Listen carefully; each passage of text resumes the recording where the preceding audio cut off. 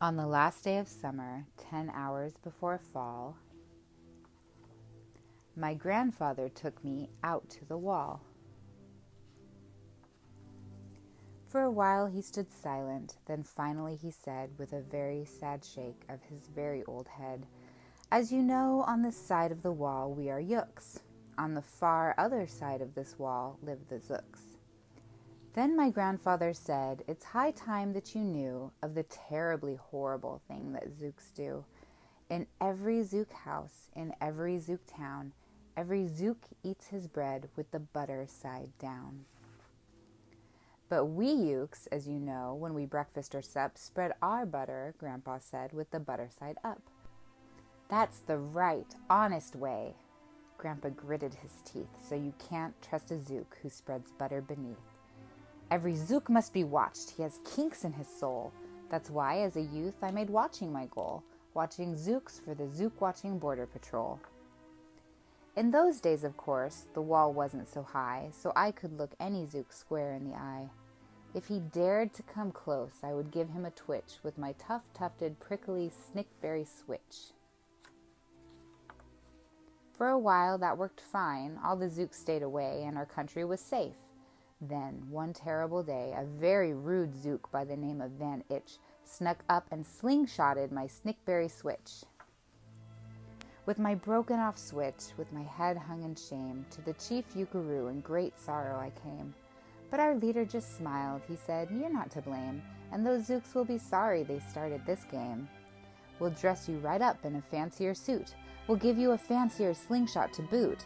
And he ordered the boys in the back room to figure how to build me some sort of triple sling jigger. With my triple sling jigger, I sure felt much bigger. I marched to the wall with great vim and great vigor, right up to Van Itch with my hand on the trigger. "I'll have no more nonsense," I said with a frown, "from Zooks who eat bread with the butter side down." Van Itch looked quite sickly. He ran off quite quickly. I'm unhappy to say he came back the next day in a spiffy new suit with a big new machine, and he snarled as he said, looking frightfully mean, "You may fling those hard rocks with your triple sling jigger, but I also now have my hand on a trigger.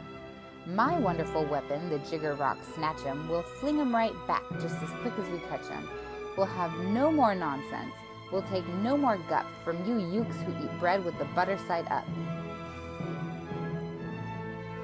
"I have failed, sir," I sobbed as I made my report to the chief Yukaroo in the headquarters fort. He just laughed. "You've done nothing at all of the sort. Our slingshots have failed. That was old-fashioned stuff. Slingshots, dear boy, are not modern enough. All we need is some newfangled kind of a gun. My boys in the back room have already begun to think up a walloping whiz-zinger one. My bright boys are thinking. They're on the right track.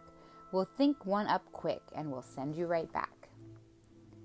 They thought up a great one. They certainly did. They thought up a gun called the Kickapoo Kid, which they loaded with powerful puadoo powder and ants' eggs and bees' legs and dried fried clam chowder, and they carefully trained a real smart dog named Daniel to serve as our country's first gun-toting spaniel.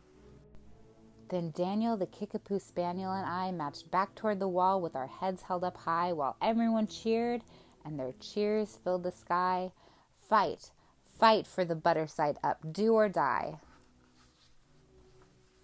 Well, we didn't do, and we didn't quite die, but we sure did get worsted, poor Daniel and I. Van Itch was there too, and he said, the old pig, "My boys in my back room invented this rig called the 8-nozzled elephant-toted Boom Blitz.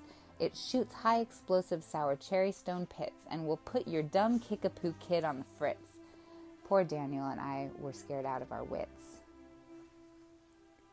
Once more by Van Itch I was bested and beat. Once again I limped home from the wall in defeat. I dragged and I sagged and my spirits were low as I thought that they ever could go, when I heard a boom-ba and a diddle-dee-dill, and our butter-up band marched up over the hill. The chief Rookaroo had sent them up to meet me, along with the right-side-up songgirls to greet me. They sang, "Oh, be faithful, believe in thy butter," and they lifted my spirits right out of the gutter. "My boy," smiled the chief Yukaroo, "we've just voted and made you a general. You've been promoted.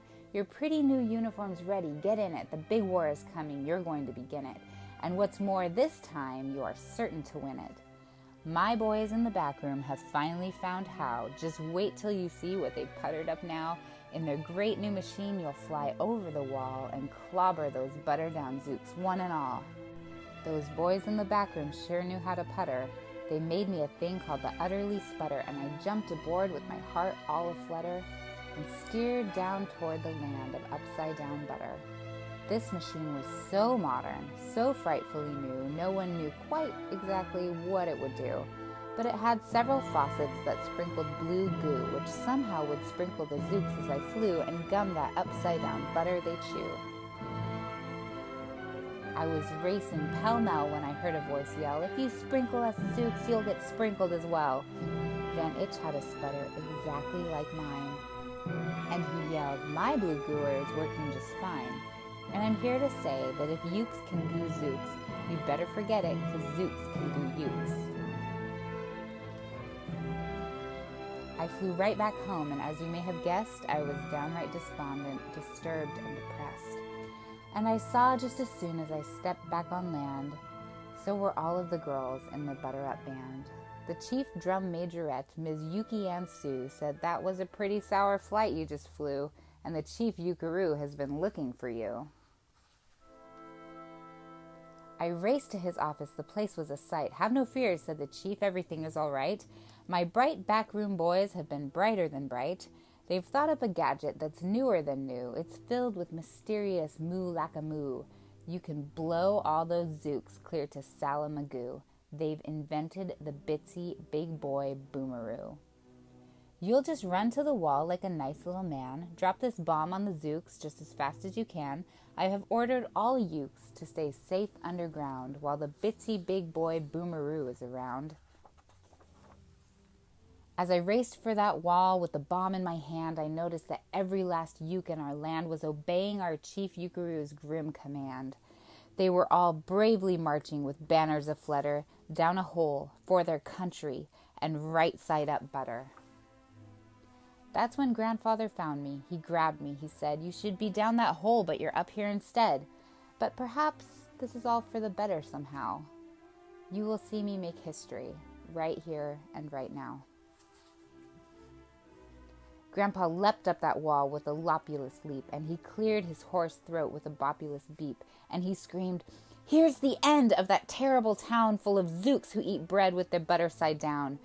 And at that very instant, we heard a clup-clup of the feet on the wall, and old Van Itch clumped up. The boys in his back room had made him one too. In his fist was another big boy boomeroo. "I'll blow you," he yelled, "into pork and wee beans. I'll butter side up you to small smithereens." "Grandpa," I shouted, "be careful. Oh, gee, who's going to drop it? Will you or will he?" "Be patient," said Grandpa. "We'll see. We will see."